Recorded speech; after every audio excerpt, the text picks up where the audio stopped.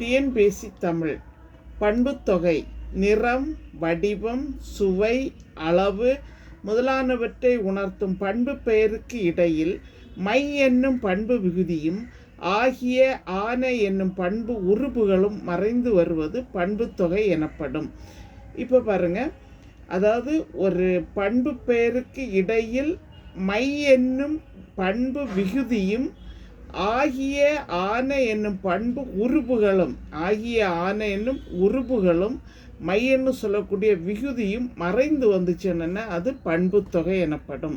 இப்போ பண்புத்தொகை, பண்புன்னு சொன்னால் ஒரு குணத்தை சொல்லுவோம், தொகைன்னு சொன்னால் மறைந்து வருதல். தொகை மறைந்து வருதல், மை, ஆகிய, ஆன. நெக்ஸ்ட் பாருங்க, பண்பு பெயர். பண்பு பெயர்னா வண்ணம், குணம், வடிவம், அளவு, சுவை. அதாவது வண்ணம்னு சொன்னால் சிவப்பு, பசுமை, இதைத்தான் என்னென்னு சொல்லுவோம், வண்ணம். அதாவது வண்ண பண்புத்தொகை. இப்போ குணம்னு சொன்னால் நன்மை, தீமை, இதெல்லாம் குணம். வடிவம்னு சொன்னால் வட்டம், சதுரம், முக்கோணம், இதெல்லாம் வடிவம். அளவுன்னு சொன்னால் 1, 2, 6, 7, இதெல்லாம் அளவு. சுவைன்னு சொன்னால் இனிப்பு, கசப்பு, புளிப்பு, உவர்ப்பு, இது எல்லாமே சுவை. இப்போ பாருங்கள், வண்ண பண்புத்தொகை. இதை வண்ண பண்புத்தொகை என்ன சொன்னால் என்னதுன்னு பார்ப்போம்.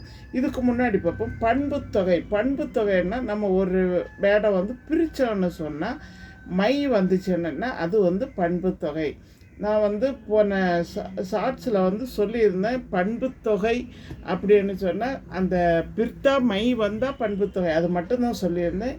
அதை பற்றி டீப்பாக பார்க்கலாம்.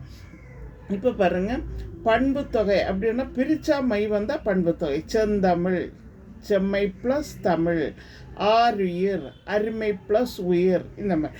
நெக்ஸ்ட் பாருங்கள், வண்ண பண்புத்தொகைன்னா செந்தாமரை, செம்மை ப்ளஸ் தாமரை, செம்மை ஆகிய தாமரை. இங்கே ஆகியன்னு இல்லையா உருவு மறைஞ்சு வந்திருக்கு, அதனால இது என்னது, வண்ண பண்புத்தொகை. நெக்ஸ்ட்டு பாருங்கள், வடிவ பண்புத்தொகை. வடிவம்னு சொன்னால் வட்ட நிலா, வட்டமாகிய நிலா. இங்கே ஆகிய நிலையன்ற உருவு என்ன செய்திருக்கு, மறைந்து வந்திருக்கு. நெக்ஸ்ட்டு பாருங்கள், அளவு பண்புத்தொகைன்னு சொன்னால் முத்தமிழ். எடுத்துக்காட்டு முத்தமிழ், 3 + தமிழ், அதாவது 3 ஆகிய தமிழ். இயல், இசை, நாடகம், அது 3 அப்படின்னா 3 ஆகிய தமிழ் அப்படின்னா அளவு பண்புத்தொகை. ஓகே. நெக்ஸ்ட்டு பாருங்கள், சுவை பண்புத்தொகை. இது இன்சொல், இனிமையான சொல். இன்சொல்லை இப்படியும் பிரிக்கலாம், இனிமை ப்ளஸ் சொல். இங்கே ஆன அப்படின்னு உள்ள ஒரு என்னது உருவு மறைந்து வந்திருக்கு.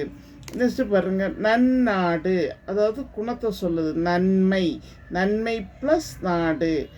ஆருயிர், அருமை ப்ளஸ் உயிர், இதெல்லாமே என்னது, குணப்பெயர், அதாவது குணத்தை குறிக்கின்ற ஒரு பண்புத்தொகை. இப்போ பண்புத்தொகைன்னு சொன்னால் இப்படியெல்லாம் வருது. இப்போ இதில் வடிவம், அளவு, சுவை. இங்கே பாருங்கள், இதை இப்போ சப்போஸ் இப்படி கூட கேட்கலாம். எப்படி கேட்கலாம்,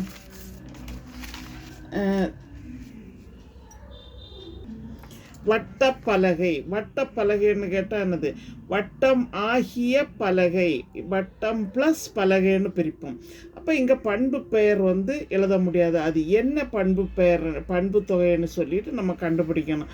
இப்போ இங்கே இன்னொன்று வருது பாருங்கள், இரு பெயரொட்டு பண்புத்தொகை. என்னது, இரு பெயரொட்டு பண்புத்தொகை. சிறப்பு பெயரும் பொது பெயரும் சேர்ந்து ஆகிய என மறைந்து வந்தால் இரு பெயரட்டு பண்புத்தொகை எனப்படும். அதாவது சிறப்பு பெயரும் பொது பெயரும். இப்போ முத்தமிழ் நமக்கு எழுதிடுவோம். முத்தமிழ்னா எப்படி பிரிப்போம், 3 + தமிழ், அதாவது 3 ஆகிய தமிழ்.